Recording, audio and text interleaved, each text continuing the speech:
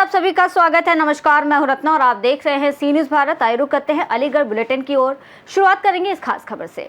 अलीगढ़ के थाना रोरावर क्षेत्र के खैर रोड स्थित गोंडा मोड़ पर नगर निगम की बड़ी लापरवाही सामने आई है, जहां पुलिया निर्माण के बाद सड़क किनारे गहरा गड्ढा खुला छोड़ दिया गया। इसी गड्ढे में एक स्कूली छात्र साइकिल से गिर गया। छात्र रुकने का प्रयास कर रहा था, लेकिन असंतुलित होकर नाले में जा गिरा। इस हादसे का वीडियो सोशल मीडिया पर वायरल हो रहा है, जिससे नगर निगम की अनदेखी पर सवाल खड़े हो गए हैं। अलीगढ़ से सी न्यूज़ संवाददाता संजीव शर्मा की रिपोर्ट। रुक करेंगे अगली खबर की ओर, जहां बता दें अलीगढ़ जनपद के अतरौली में वाल्मीकि समाज ने हरियाणा के हिसार में हुए गणेश वाल्मीकि हत्याकांड को लेकर कैंडल मार्च निकालकर आक्रोश जताया है। आरोप है कि जन्मदिन पर डीजे बजाने को लेकर हिसार पुलिस ने गणेश वाल्मीकि को पीटा, छत से फेंका और फिर थाने में कस्टडी के दौरान उसकी मौत हो गई। इस घटना के विरोध में अतरौली में वाल्मीकि समाज के लोगों ने न्याय की मांग की और चेतावनी दी कि यदि दोषी पुलिस कर्मियों पर कड़ी कार्रवाई नहीं हुई तो पूरे हरियाणा में काम बंद कर आंदोलन किया जाएगा। प्रदर्शन में अशोक चौधरी, दिनेश चौहान, मनोज कुंडेलवाल, वर्षा चौहान, भोला मिस्त्री समेत कई लोग शामिल रहे। आपने एक बात कही थी कि इतिहास संघर्ष करने वालों के लिखे जाते हैं, तलवे चाटने वालों के नहीं लिखे जाते। संघर्ष करो और एक रहो, संगठित रहो। और देखो, बहन बेटी भी इंस्टाग्राम पे, सोशल मीडिया पे डांस करने के लिए, ठुमका लगाने के लिए, फॉलोअर्स बढ़ाने के लिए भी तमाम मुजरा कर रही हैं। अगर समाज की बात आ जाए तो एक भी नहीं पहुंचती है वहाँ पे। बात करी जाए समाज की बहन बेटियों की, पुरुष सभी एक होते हैं, तमाम आंदोलन रखते हैं, तमाम धरने पे बैठते हैं, तमाम संस्थानों से जुड़े हुए होते हैं, सब आगे बढ़ते हैं। लेकिन बहन बेटियों की अगर बात आती है सोशल मीडिया पे नाचने की, वो फेमस होने के लिए नाच लेती है, लेकिन बात आती है समाज की तो समाज में बीच में नहीं आती है वो। मेरा उनसे कहना रहेगा, जब तक आगे नहीं बढ़ोगी, हिम्मत नहीं लाओगी, तब तक बलात्कार बंद नहीं होगा। सभी भाइयों को मेरा प्रणाम। आज इस दुख के समय पे मैं अपने दो शब्द कहना चाहूँगा कि एक हमारी बहन थी मनीषा, जिसके साथ अन्याय हुआ। लोगों ने मतलब कि अपनी आवाज़ें उठाई, लेकिन फिर लोग भूल गए और ये अन्याय किसी को न्याय नहीं मिला और अन्याय होके चला भी गया।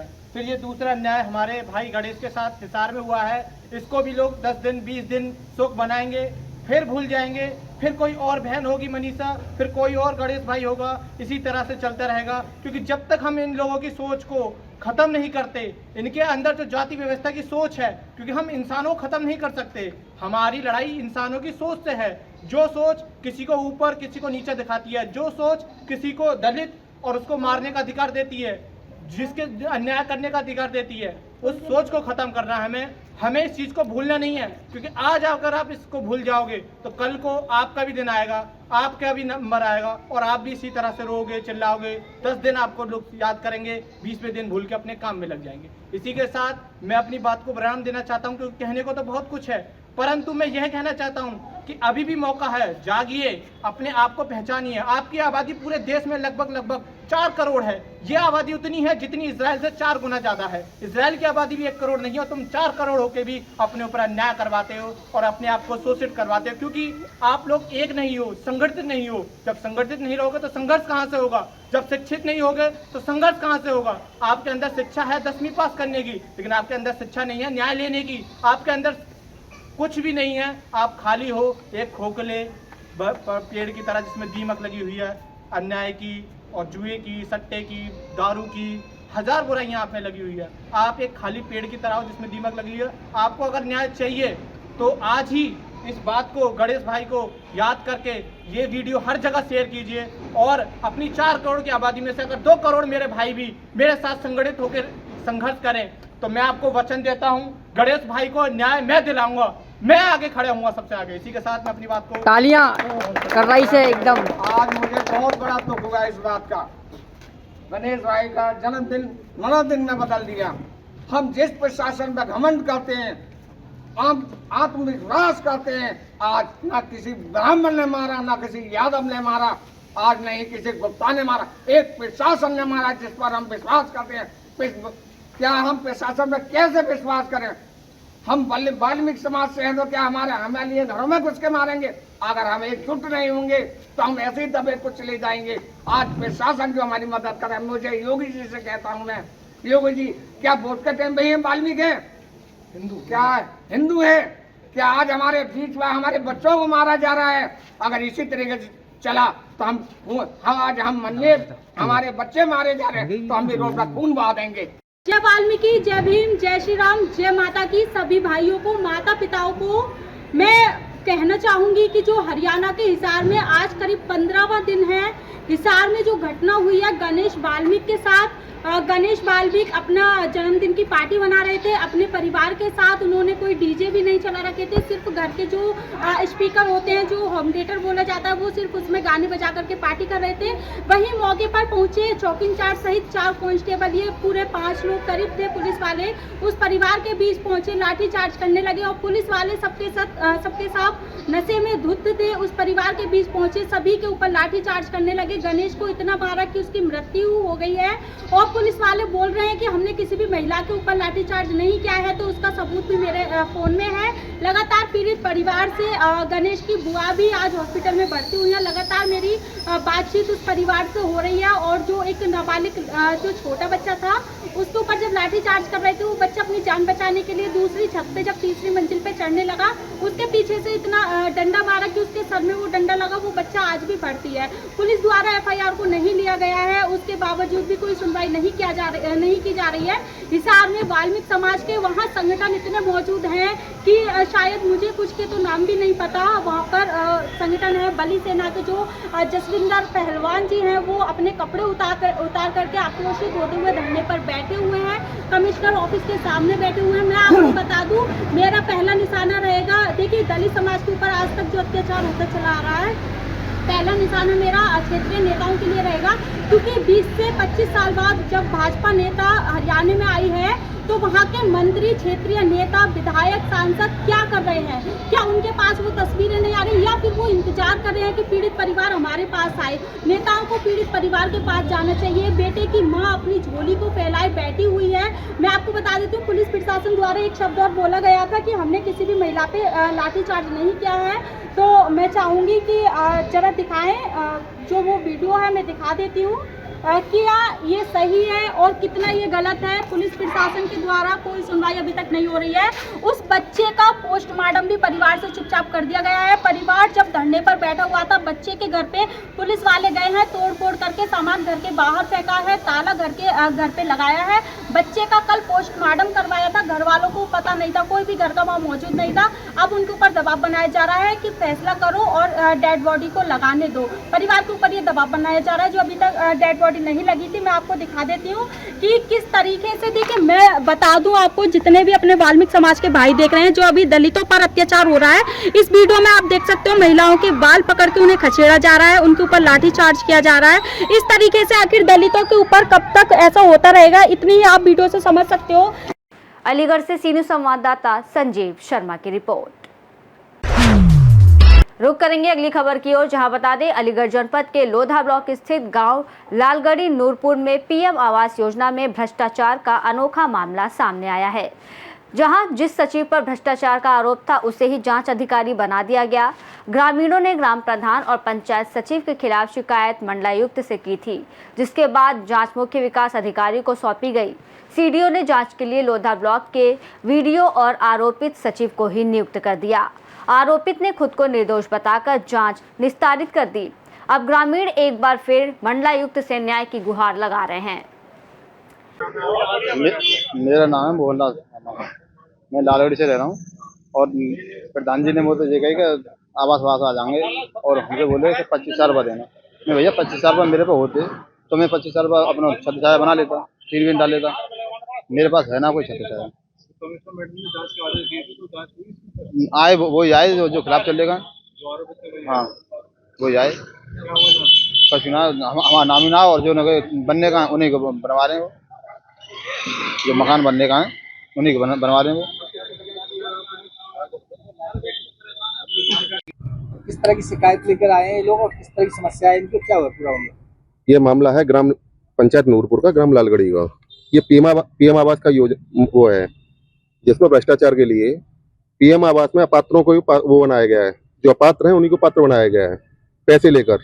इन लोगों ने शिकायत की है, जो पात्र हैं, जो वाकई में पात्र हैं, उनसे पैसे की डिमांड की गई प्रधानपति, प्रधान द्वारा और सचिव देवेंद्र कटारा द्वारा।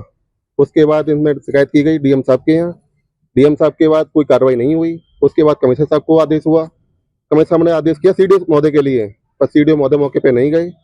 और जांच में जो आरोपित हैं वही लोग जांच कर रहे हैं उसकी, और शिकायत का निस्तारण कर दिया गया है। कोई कार्रवाई नहीं हो रही है इसमें, ऊपर से नीचे तक पूरा भ्रष्टाचार है। अब आप क्या चाहते हैं? हम इसमें कार्रवाई चाहते हैं, उच्च अधिकारियों की जांच कमेटी बने, उसमें कार्रवाई हो। प्रधान कौन है इसमें? प्रधान है लक्ष्मी देवी, उसका पति संजीव कुमार, और जो सेक्रेटरी है वर्तमान देवेंद्र कटारा, ये सब लोग मिलकर इसमें मिले हुए हैं। ऊपर से नीचे तक की चेन मिली हुई है इसमें। डिमांड किसने की थी इनसे? इन तीनों ने, प्रधान पति और देवेंद्र कटारा सचिव जो है। मुरारी लाल से 15,000 रुपये की जांच की मांग की गई है, जो मजदूरी करके अपना पेट पालन कर रहे हैं। एक मुरारी लाल है, इनसे 25,000 की डिमांड की गई है। क्या मानते हैं अधिकारी सुनवाई नहीं करते? नहीं, अधिकारी हमें कमिश्नर साहब से मिले थे, उन्होंने आदेश भी किए थे, पर उस पर कोई कार्रवाई नहीं हुई। जांच पूरी हुई नहीं, जो उनके अधीनस्थ अधिकारी हैं उस बात को बिल्कुल हल्के में ले रहे हैं, उनके आदेश को कोई कार्रवाई नहीं कर रहे हैं उस पर। वो मौके पे जो कमिश्नर साहब हैं उन्होंने आदेश किए थे सीडीओ महोदय के लिए और एसडीएम कोल के लिए कि स्वयं मौके पे जाके जांच करें, पर कोई कार्रवाई नहीं गई। कोई भी अधिकारी मौके पे नहीं पहुंचा है। आज कहाँ आने हुआ? आज हम कमिश्नर साहब के फिर द्वारा जा रहे हैं उनके संज्ञान में ये बात डालने के लिए कि आपके आदेश की भी अवहेलना की जा रही है। तो ये ग्रामीण, ये अनपढ़ लोग कैसे कर पाएंगे कोई कार्रवाई? जब आपके आदेश की नहीं पालन हो रहा तो कैसे कार्रवाई कैसे होगी? इसीलिए हम द्वारा से ये लोग कमिश्नर साहब से मिलने जा रहे हैं। अलीगढ़ से सी न्यूज़ संवाददाता संजीव शर्मा की रिपोर्ट। रुक करेंगे अगली खबर की ओर। एएमयू के बीएससी फाइनल ईयर के छात्रों ने लीनियर अलब्रेजा की उत्तर पुस्तिकाओं की रीचेकिंग की मांग को लेकर विश्वविद्यालय प्रशासन के खिलाफ प्रदर्शन किया। हाल ही में हुए बैकलॉग एग्जाम में 58 छात्रों में से केवल 8 से 9 ही पास हुए, जबकि बाकी छात्रों को 0 या बेहद कम अंक मिले। छात्रों का आरोप है कि जानबूझकर फेल किया गया है, जिससे उनका भविष्य खतरे में है। वहीं छात्र नेता जैद शेरवानी ने इसे गंभीर मुद्दा बताते हुए निष्पक्ष रीचेकिंग की मांग की है। छात्रों ने चेतावनी दी है कि यदि न्याय नहीं मिला तो वो बाबे सैयद गेट पर प्रदर्शन कर मार्कशीट जलाकर विरोध जताएंगे। जी, हमारा ये एक सब्जेक्ट है, बैकलॉग का एग्ज़ाम था, ये लीनियर अलजेब्रा मैथमेटिक्स डिपार्टमेंट का। इस सब्जेक्ट के संबंध में हमने ये धरना लगाया है। यहाँ पर क्या हुआ है कि 58 बच्चों ने बैकलॉग का एग्ज़ाम दिया था। ये CBCS मोड के फाइनल ईयर के एग्ज़ाम स्टूडेंट्स हैं। इसके बाद इन्हें कोई आगे मौका मिलना नहीं है, और इसमें 58 बच्चों ने बैकलॉग का एग्ज़ाम दिया था, जिसमें से 8 या 9 बच्चे पास किए गए हैं। बाकी सारे स्टूडेंट्स को 0 या सिंगल डिजिट नंबर देके छोड़ दिया गया है। अब हमारी मांग ये है कि इस सब्जेक्ट की या तो रीचेकिंग की जाए या इसको ग्रेजुएटिंग में और डाला जाए, जिससे ना बच्चे 3 सब्जेक्ट में ना ग्रेजुएटिंग दे सकें, या इसका है ना रीचेकिंग करके कोई कमेटी बना के इसका हल निकाला जाए। अब 58 बच्चे जो फेल हुए हैं, 58 में से जो 50 बच्चे के करीब जो फेल हुए हैं उनको 0 नंबर दिया गया है लगभग, लेकिन बच्चों ने सबने 50 या उससे ऊपर के आसपास का नंबर का अटैम्प्ट किया है, बढ़िया से पेपर किया है। इससे पहले साल भी है ना इन बच्चों के 30-35 नंबर जब आ रहे थे, तो है ना अब है ना एक साथ इनके 0 नंबर कैसे आ सकते हैं? क्या डिमांड है आपकी? डिमांड यही है कि है ना इसकी है ना रीचेकिंग कराई जाए कॉपी की, और या फिर इसको है ना 3 ग्रेजुएटिंग कराई जाए इस साल। डिमांड पूरी नहीं हुई तो डिमांड पूरी नहीं हुई तो जो हमारी मार्कशीट जो इन्होंने दे रखी है अब तक, इन्हें जो 7 मार्कशीट मिली है उन सब में यहाँ खड़े होकर आग लगाएंगे। दूर बन के ही घूमेंगे, इनका कुछ आगे होना नहीं है ना। इनके पास 5 साल हो गए, इनको ना ही है ना ग्रेजुएशन की डिग्री मिल रही है। अब ये ना आगे जाने के पढ़ने के काबिल रहे ना किसी लायक रहे, ये सिर्फ 12th पास मजदूर बन के रह गए हैं। क्या नाम है आपका? जी, मेरा नाम अजय कुमार राज। उसके छात्र हैं? ये BSc फाइनल ईयर CBCS में का धरना चल रहा है, बाबा सैयद गेट बंद है, किस चीज़ को लेकर चल रहा है? देखिए, एक सब्जेक्ट है लीनियर अलजेब्रा, उसमें 57 के करीब स्टूडेंट हैं। मतलब एक कोई तरीका होता है टीचर्स का भी, सिर्फ 7 से 8 बच्चों को पास किया गया है, और ये बताया जा रहा है कि उन जो 50 बच्चे फेल हैं उनमें भी 17-18 बच्चे ऐसे हैं जिनके 0 नंबर हैं, और वो बच्चे हैं जो 4वीं साल में है, 5वीं साल में है। मेरा ये सवाल है, अगर इनको नंबर नहीं दिए गए तो 5वीं साल के बाद वो करेंगे क्या? उनका ग्रेजुएशन ख़राब हो रहा है, उनकी डिग्री ख़राब हो रही है। हमारे यूनिवर्सिटी के स्टूडेंट्स हैं, हमारे टीचर से रिक्वेस्ट है कि इस तरीके से जुल्म न करें इन लोगों पे। आप लोगों के बेटे हैं, आप लोगों के बच्चे हैं, आप इस तरीके से जुल्म करेंगे, 0 नंबर देंगे, क्या होगा इन बच्चों का? इनका करियर ख़राब, इनका फ्यूचर ख़राब। तो हम इसीलिए यहाँ पे आए हैं कि दोबारा से रीचेकिंग की जाए कॉपी में, और दोबारा से इसको कॉपी चेक करा के और प्रॉपर तरीके से इन्वेस्टिगेट करके नंबर दोबारा दिए जाएं और इन बच्चों को पास किया जाए। यदि आपकी डिमांड पूरी नहीं होती है तो आगे की क्या रणनीति? कुछ नहीं, अभी हमने कंट्रोलर साहब से बात करी है, अभी हम वीसी मैडम से भी बात करने जा रहे हैं और हमारा सिर्फ यही कहना है कि जो नाइंसाफ़ी बच्चों के साथ की जा रही है उनके साथ नाइंसाफ़ी ना हो, उनके साथ जुल्म ना किया जाए। ये सब पढ़ने वाले बच्चे हैं, ये सब एंट्रेंस क्वालिफाई करके ग्रेजुएशन में आए हैं और अब ये लगातार टारगेट करके एक ही सब्जेक्ट में बार बार फेल किया जा रहा है, लगातार 5-5 बार फेल किया गया है। अलीगढ़ से सी न्यूज़ संवाददाता संजीव शर्मा की रिपोर्ट। बेटी बचाओ बेटी पढ़ाओ के नारों के बीच अलीगढ़ जनपद के बामोती गांव से चौंकाने वाला मामला सामने आया है। यहां स्थित किरण देवी राजकीय कन्या इंटर कॉलेज में करीब 500 छात्राओं के लिए मात्र 3 शिक्षक ही तैनात हैं। इतने बड़े छात्र संख्या वाले स्कूल में शिक्षकों की भारी कमी से पढ़ाई बुरी तरह प्रभावित हो रही है। छात्राओं ने अपने परिजनों और शिक्षकों के साथ मिलकर कलेक्ट्रेट पहुंचकर जिलाधिकारी संजीव रंजन से शिक्षकों की नियुक्ति की मांग की। छात्राओं का कहना है कि स्टाफ की कमी के चलते वो सही तरीके से पढ़ाई नहीं कर पा रही हैं, जिससे उनका भविष्य संकट में है। वहीं ग्रामीणों ने प्रशासन से जल्द कार्रवाई की मांग की है। ये सर हमारे कॉलेज में संख्या छात्र छात्राओं की लगभग 250 है और हम 4 लोग हैं कुल मिलाकर के। मैं प्रिंसिपल का काम देखता हूं, प्रभारी प्रधानाचार्य हूं, मुझसे अलग मेरे साथी 3 और हैं। हम पूरा प्रयास कर रहे हैं सर, लेकिन अब विषयों का इतना वेरिएशन है तो उस हिसाब से हम कवर नहीं कर पा रहे हैं सर। तो आज सुबह जब मैं गया तो गांव में बच्चे और गार्जियंस भी आ गए, कुछ इकट्ठे हो गए, तो वो बोले कि चलो हम चलते हैं, हमारे साथ चलो, जो है वहाँ अधिकारियों से बात करेंगे। तो इसलिए हम यहाँ किरण देवी राजकीय इंटर कॉलेज है सर, बामोती। आपने डीआईओ से बात की? जी, हम डीआईओ ऑफिस अभी गए थे, वहाँ सर है नहीं, और अभी फिर हम वापस सर से मिलने की कोशिश करेंगे, उनको भी अपनी समस्या से अवगत कराएंगे। फैकल्टी सर कम से कम 3 लोग तो हमें चाहिए अभी, अगर मतलब जैसे हम रन कर पाएंगे व्यवस्था को सही से, तो 3 लोगों की आवश्यकता तो पड़ेगी कम से कम। क्या नाम है आपका? बहुत मुश्किल हो रही है सर, चल नहीं पा रही व्यवस्था। अशोक कुमार शर्मा नाम है मेरा। कहाँ हुआ था आपका? जी, कहाँ आए हुए थे आप? हम तो पहले तो अपने जिला कार्यालय आए, वहां से फिर डीएम साहब से मिलने का प्रयास किया यहाँ पे। क्या आश्वासन दिया? उन्होंने आश्वासन भी दिया है और डीएम साहब से बात भी कर ली है इस संबंध में। वो कह रहे हैं कि व्यवस्था हो जाएगी, कर देंगे। हमारा नाम गुंजन शर्मा है। कहाँ आई थी, क्या मांग की? सर हमने डीएम साहब से ये मांग की है कि हमारे स्कूल में से टीचर नहीं है, इंटर क्लास में तो एक भी टीचर नहीं है और 11th में भी नहीं है, और वहाँ पे बिल्कुल टीचर नहीं है, बच्चे बहुत सारे हैं, तो वहाँ पे बहुत समस्याओं का सामना करना पड़ रहा है। तो हमारा इनसे यही निवेदन है कि हमें टीचर जल्द से जल्द प्राप्त किए जाएं, मतलब हमें बहुत जरूरत है, समस्या है बहुत ज्यादा वहाँ पे। मैं कक्षा 12 की छात्र हूँ, तो मुझे किरण देवी राजकीय इंटर कॉलेज हमारे स्कूल का नाम है, वो बामोती साइड पड़ता है। खैर जी, हमारे यहाँ पे समस्या ये है कि किरण देवी राजकीय इंटर कॉलेज में एक भी टीचर नहीं है, इसकी वजह से हमें बहुत समस्या है।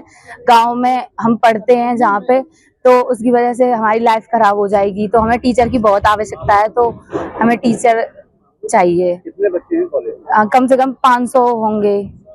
हाँ जी, टीचर तो 3 ही है बस, वो भी 10th तक पढ़ाते हैं, पर हमें कभी कभार आ जाते हैं पढ़ाने। इंटर में तो कोई टीचर भी नहीं है। तो अभी तक सेशन शुरू हुआ है तो इस टाइम कैसे पढ़ाई कर रहे हैं? अभी तो बहुत ही बेकार हो रहा है, सेल्फ तो चल रहा है, पर यही है कि टीचर ही नहीं है, इस वजह से क्या पढ़ा जाए। हम फोन में ऐसे पढ़ते हैं थोड़ा बहुत अपने लिए। कहाँ आए थे आप? हम अलीगढ़ आए हैं। हाँ जी। क्या मांग किया? हमने बोला है कि टीचर चाहिए हमें, अभी अभी पता नहीं अभी उन्होंने क्या बोला है। अलीगढ़ से सी न्यूज़ संवाददाता संजीव शर्मा की रिपोर्ट।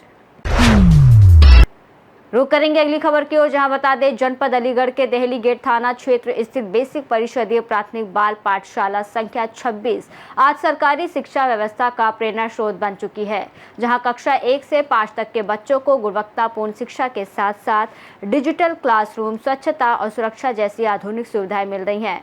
विद्यालय में सीसीटीवी कैमरे, स्मार्ट क्लास, नियमित सफाई, शिकायत पेटिका, अतिरिक्त कक्षाएं और बच्चों की सक्रिय भागीदारी जैसी व्यवस्थाएं लागू हैं।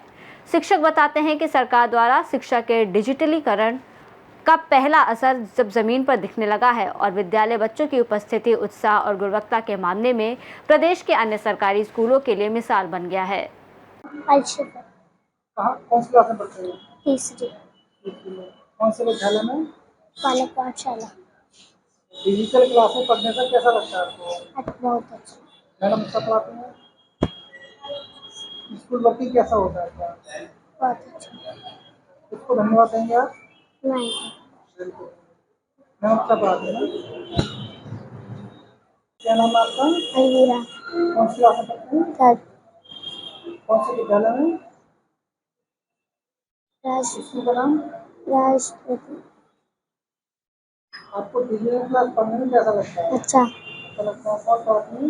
नहीं। अच्छा लगता है? होमवर्क कैसा होता है यहाँ पे? अच्छा। किसको धन्यवाद देंगे? राष्ट्रपति। राष्ट्रपति। किसको? मैं शिक्षा मित्र नीरज जैन हूँ। मैं बालक पाठशाला संख्या 47 में हूँ। यहाँ पर बाकी स्कूल, चारों स्कूल एक साथ कंबाइंड चलते हैं और यहाँ के बच्चों को डिजिटल सुविधा मिल रही है। डिजिटल माध्यम से हम पढ़ाई करवा रहे हैं, जिससे बच्चों की पढ़ाई में काफ़ी सुधार आया है। बच्चे बहुत आगे बढ़ रहे हैं और बच्चों का हर महीने मतलब हर डेली निपुण लक्ष्य से हम निपुण लक्ष्य ऐप से पढ़ाई करते हैं, टेस्ट लेते हैं बच्चों का। डिजिटल ऐप के माध्यम से बच्चों का टेस्ट लिया जाता है, जिससे बच्चों के डेली शिक्षा में काफ़ी सुधार आया है और बच्चे डेली प्रेजेंट भी हो रहे हैं। तो मैं इस चीज़ का क्रेडिट यूपी सरकार को देना चाहूँगी। Thank you. बच्चों में डिजिटल क्लास को लेके एक उत्साह है। बच्चे उबाऊ तरीके से नहीं सीखते, एक एंजॉय से सीखते हैं। बच्चे उसको रुचिपूर्वक सीखने में समझ के साथ भी सीखने की कोशिश करते हैं, क्योंकि ये खेल भी लगता है बच्चों को कि हमारे सामने टीवी चल रहा है और वो टीवी के उसके खेल में सीखते भी हैं बहुत चीज़ों को। और डिजिटल क्लास बच्चों के लिए बहुत फायदेमंद है, बहुत अच्छी साबित है। इस तरह के बच्चों को अच्छी देखने को मिलती है। बच्चे जो हमारे थोड़े से कमज़ोर बच्चे हैं, जिनको हम रेमेडियल भी चलाते हैं, उनके लिए भी जो डिजिटल क्लास है वो सक्सेस है। मेरा नाम राधा शर्मा है। मैं बालक पाठशाला संख्या 20 में शिक्षा मित्र के पद पर हूँ। मेरा नाम भूपेंद्र सिंह है और मैं प्रधानाध्यापक के पद पर बालक पाठशाला संख्या 26 नगर क्षेत्र अलीगढ़ 2 डेलीगेट पर संचालित है। मैं कार्यरत हूँ। किस तरह की सुरक्षा व्यवस्था डिजिटल को लेकर क्या कहेंगे? मेरे यहाँ सुरक्षा व्यवस्था के लिए कैमरे, विद्यालय में कैमरे भी लगे हुए हैं और चारों तरफ जो है जाल भी लगाया हुआ है, ये सुरक्षा के मद्देनज़र, ताकि कोई भी बच्चा अनावश्यक स्कूल से ड्रॉप आउट ना हो। और कोई भी अगर गार्जियंस बच्चे के लेने भी आते हैं तो उनके डॉक्यूमेंट्स देखकर उनको बच्चे सुपुर्द किया जाता है। डिजिटल क्लास की बात करें तो डिजिटल क्लास में सर ये नगर का मेरा पहला विद्यालय है जिसके अंदर पहली से लेकर 5वीं तक की सभी कक्षाओं में डिजिटल तरीके से पढ़ाई होती है और यहाँ पर बच्चे डिजिटल में ज़्यादा रुचि लेते हैं। जब उन्हें कोई भी सब्जेक्ट क्लियर नहीं होता तो हम उन्हें वीडियो के माध्यम से उस चीज़ को क्लियर करने की कोशिश करते हैं और बच्चे उस पिक्चर्स को देखते हैं। इससे उपस्थिति मेरे यहाँ 80% से ऊपर रहती है और उसकी वजह से यह है कि उपस्थिति के लिए बच्चे पहले से पहले स्कूल में आने की कोशिश करते हैं और मेरे यहाँ तो कुछ बच्चों के ऐसे हैं जिनके सोर्स से भी एडमिशन हुए हैं। क्या कारण मानते हैं इसका? इसका कारण ये है कि स्कूल में पढ़ाई लिखाई बेहतर तरीके से हो रही है और जो हमने क्लास पहली से लेकर 5th तक जो डिजिटलाइज किया है वो वजह और सुरक्षा के पुख्ता इंतज़ाम और बच्चों के लिए पर्याप्त मात्रा में शौचालय और हैंड वॉश यूनिट और विद्यालय में 2 दिव्यांग शौचालय भी स्थापित किए हैं। अलीगढ़ से सी न्यूज़ संवाददाता संजीव शर्मा की रिपोर्ट। अलीगढ़ जनपद के थाना टप्पल क्षेत्र में यमुना एक्सप्रेसवे पर एक वोल्वो बस ने खड़े ट्रक में पीछे से टक्कर मार दी, जिससे बस ड्राइवर की मौके पर ही मौत हो गई और 56 यात्री घायल हो गए। हादसे के पीछे कारण ड्राइवर की नींद बताई जा रही है और सभी घायलों को नजदीकी स्वास्थ्य केंद्र और कैलाश अस्पताल में भर्ती कराया गया है, जबकि एक यात्री की इलाज के दौरान मेडिकल कॉलेज में मौत हो गई है, जिससे मृतकों की संख्या 2 हो गई है। वहीं पुलिस ने मौके पर पहुंचकर सभी घायलों को अस्पताल भिजवाया और मृतकों के शव पोस्टमार्टम के लिए भेजे हैं। सर नाम क्या है आपका? आदिल गनी। कहाँ के रहने वाले हैं आप? सिकंदरा कानपुर देहात। कहाँ से कहाँ जा रहे थे आप? कहाँ से बस चली थी ये बस कानपुर से बन करके आई थी, दिल्ली जा रही थी। तो कितने बजे आप इसमें बैठे थे और कहाँ के लिए जा रहे थे आप? हाँ, 11:30 बजे बैठा था मैं सिकंदरा से दिल्ली के लिए। तो कितने लोग सवार थे इस बस में लगभग? तकरीबन 50 से 60। कितने, अब कहाँ पर एक्सीडेंट हुआ है, कितने लोग घायल हैं? एक्सीडेंट हुआ है टप्पल से पहले और थोड़ा। कितने लोग घायल हैं? लगभग सभी घायल हैं पूरी बस में। लगभग सभी घायल हैं पूरी बस में, थोड़े बहुत छोटे सबको ही हैं। कितने लगभग लोग घायल हैं? घायल लोग लगभग होंगे 30-40 लोग। तो एक किसकी मौत हुई है? हाँ, ड्राइवर की मौत हुई। नाम क्या है सर आपका? अखिल मिश्रा। कहाँ के रहने वाले हैं? मैं फरुखाबाद। अच्छा, कहाँ से कहाँ चली थी, कितने बजे चली थी? ये फजलगंज चौराहा से चली थी 9:30 पे। उसके बाद इसने मतलब कानपुर से निकली थी 10 किलोमीटर आगे, तो इसने सदादी ट्रेवल्स में मार दी टक्कर, तो इसके 4 शीशे फूटे हैं स्लीपर वाले। उसके बाद ये आ रहा था बराबर, लेके आया, फिर ये सो गया यहाँ पे, तो उसने खड़े ट्रक में टक्कर मार दी है। तो ड्राइवर तो मर गया, बाकी सबके पैर वगैरह टूट गए हैं, सबकी चोट लगी है बहुत। कहाँ पर हुआ है? यमुना एक्सप्रेस पे? हाँ, जेवर के पीछे हुआ है 15 किलोमीटर। टप्पल पे? हाँ, टप्पल पे सिमरोटी। हाँ। सर नाम क्या आपका? मेरा नाम EMT कोमल सिंह 108 से। क्या मामला हुआ था? हमारे यहाँ पर सुबह सूचना आई कि यहाँ पर नेशनल हाईवे पर एक्सीडेंट हुआ है, कम से कम 40 लोग घायल हैं। हाँ, हम मौके पर पहुँचे, तुरंत वहाँ से लेके CSC टप्पल लेके आए। कितनी एम्बुलेंस लगी हुई थी? एम्बुलेंस 4 एम्बुलेंस मौजूदा गई थी, उसके बाद में भी 2 चक्कर मारे उन्होंने। एम्बुलेंस लगी? हाँ। तो कहाँ पर एडमिशन हुआ है उनका? ये हुआ है सिमरोटी पुल पे। हाँ, सिमरोटी पुल पे। नंबर पे? 53 पे। पुलिस मौके पर पहुँची, एम्बुलेंस भी मौके पहुँची, तुरंत CSC टप्पल लेके आए। और तो गंभीर कितने लोग हैं लगभग पता हो तो आप? गंभीर से लगभग हैं कम से कम 40 के लगभग। गंभीर लोग कितने घायल हैं? घायल हैं कम से कम 35 लोग घायल हैं।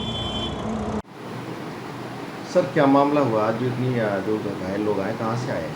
आज सुबह लगभग 4 बजे की घटना है। बस कानपुर की तरफ से दिल्ली के लिए आ रही थी और यहाँ पे यमुना एक्सप्रेस से सिमरोटी के पास यहाँ एक्सीडेंट ट्रक में ये भिड़ गई और लगभग ये 4 बजे सुबह की बात है। और उसी वक्त हमारे पास फ़ोन आया एम्बुलेंस वाले को और 17 मरीज़ हमारे पास यहाँ पे एक्सीडेंट के CSC टप्पल पे आए हैं, जिनका उपचार चल रहा है। 3 की हालत थोड़ी गंभीर है, जिसको जो है रेफ़र किया जा रहा है हायर सेंटर पे। बाकी सूचना जो मिली है 37 मरीज़ जो है कैलाश में भर्ती हुए हैं और एक ड्राइवर जो था उसकी मौके पे मृत्यु हो गई है। अलीगढ़ से संबंधित प्रकरण है।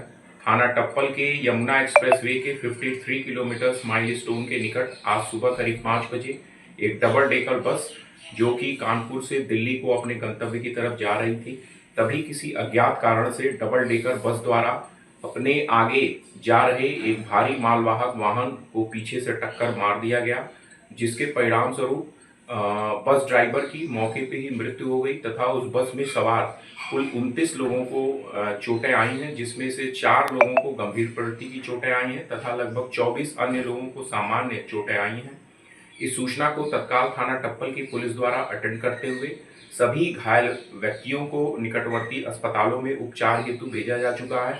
मृतक व्यक्ति के शव का पंचायतनामा भर के PM हेतु भेज दिया गया है। अग्रिम आवश्यक वैधानिक कार्रवाई पुलिस द्वारा की जा रही है। अलीगढ़ से सी न्यूज़ संवाददाता संजीव शर्मा की रिपोर्ट। इस रिपोर्ट में फिलहाल इतना ही। देश और दुनिया की तमाम बड़ी खबरों के लिए आप देखते रहिए सी न्यूज़ भारत।